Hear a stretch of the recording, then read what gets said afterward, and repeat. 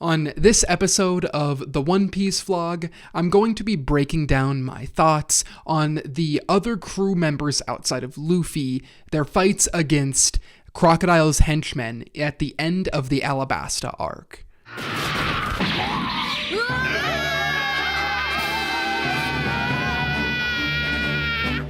The first thing that comes to mind when talking about these individual fights is the escalation of a battle.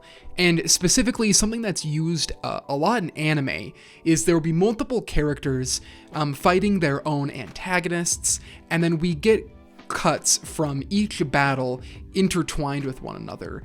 And sometimes this works, and sometimes it doesn't. And I think a great example of this is at the end of the Alabasta Arc, where some of the fights work so well together, and some of the fights don't work as well. Let's take, for example, to explain what I'm talking about with these fights, Zoro versus Number 1, and Nami versus Number 1's partner. These two fights happen separately, but what can work for the momentum of the fights is by cutting them together so their climaxes happen at the same time. However, when you do that, you run the risk of cutting out the emotion of a fight. When you're building to something and then you cut to another fight, if it's not handled well, it can be incredibly frustrating. For these fights, I think Zoro and Nami's arcs work particularly well. Nami is realizing that she can be a competent member of the crew in this fight while using the weapon that Usopp made for her. And a lot of the humor of this fight offsets the dead intensity of Zoro's fight.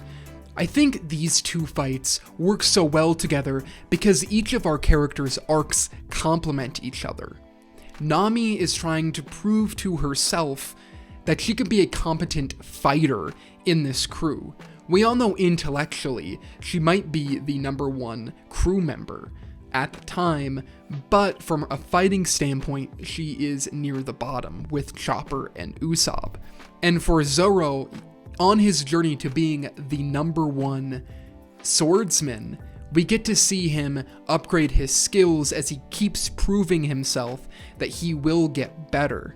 And of course, it fits well with his mentality of always training. The idea that he trains literally in a fight is super compelling and an interesting way to frame a fight. Intertwining these fights together not only works because the antagonists were a duo, but because the humor of Nami's fight contrasts well with the serious tone of Zoro's fight. But neither of the fights step on each other's toes. You're not at a specific climax wanting just a little bit more, and then you go over to Nami where there's cracking jokes. It's all timed perfectly well. And this specific panel from Zoro's fight is one of my favorites so far in the series as a whole. Him coming out of all that rubble, somehow able to still stand, is just a beautiful representation of his character and how his character approaches fights and just the world in general. He always stands back up, and I think this panel does an amazing job at expressing that. These two fights of the 4 fights that lead up to Luffy's finale are particularly good, and I think a very good example of how to stagger fights to build escalation and momentum for both encounters. However, Chopper and Usopp's fight falls a little flat. It's not just because these characters are some of the weaker ones, but their villains seemed far less approachable. With Zoro's fight and the number one villain, I can't remember his name right now, but he was made of steel. He was like a walking, breathing sword. And it was such a perfect antagonist to someone who wants to be the greatest swordsman ever. It was just a perfect encounter. For Usopp and Chopper, we don't get anything quite like that, and the stakes are so much lower, and I felt so much less invested in that fight that it took away from cutting to the other fights of the crew members. I would have much rather stayed with the other members than the Chopper and Usopp fight. I also think Sanji's fight works particularly well because the same thing with Zoro's fight, Sanji's one biggest weakness is women, so having to try and fight a woman during the battle is a humorous way for a fight, but it also shows Sanji's inability and frozenness in the face of a woman fighter. That fight also leaves open the door for future encounters that will happen later in the series. What if Sanji has to fight a beautiful woman to get past something? Just an idea for the future. I don't know if that is ever capitalized on, but Oda sets that up pretty early in the story with little nuances to a fight like this. So on one hand, I think these fights show an excellent job of how to build anticipation by staggering multiple one-on-one encounters together. But it also shows the limitations and the negative effects that could potentially have with the Chopper and Usopp fight.